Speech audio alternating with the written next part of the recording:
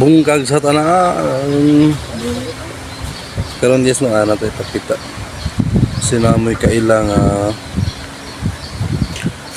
sinamoy kaila ba nga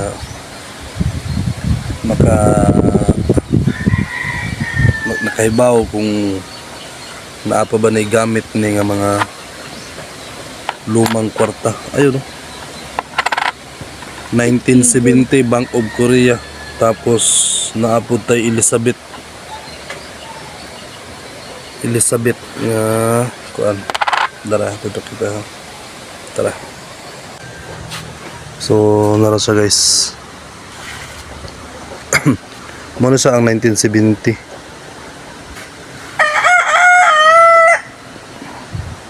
Bank of Korea. Ang atong nga siya ang Elizabeth 1993. 1970. Antigo na kayo na siya guys. 1970. Ano may dong? Napatay mga ubang mga lumang coins. Korea muna. So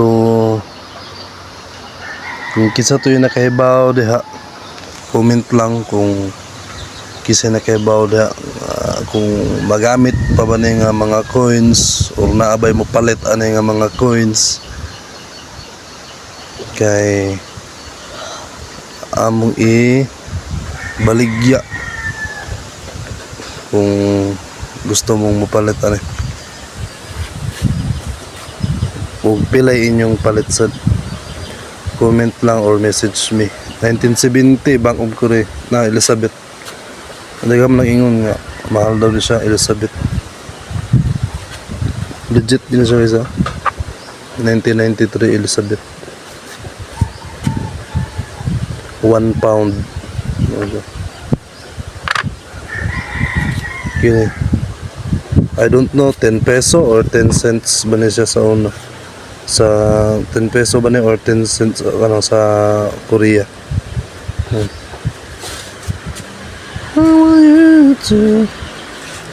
So comment lang kung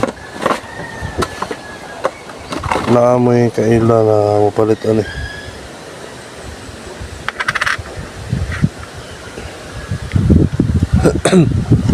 Okay ba kung pilay kang tirada na sa Korean money?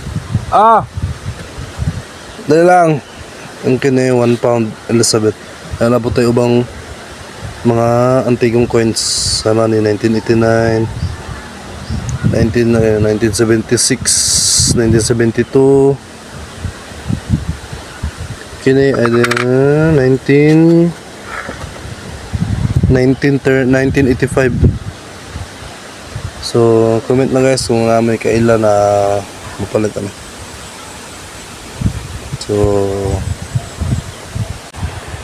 So mga to guys, comment lang niyo kung namoy kaila nga mupalit ani o kaila nga makasulti kung unsa ba. Ay ganahan na ba? Sige ganahan na. Comment lang. So dara 1970. Okay ba kung pilay ka dito ni sa Korean money? Basta nakabot nga 10. So kaya lang, maura. Thank you for watching. Bye bye. Peace.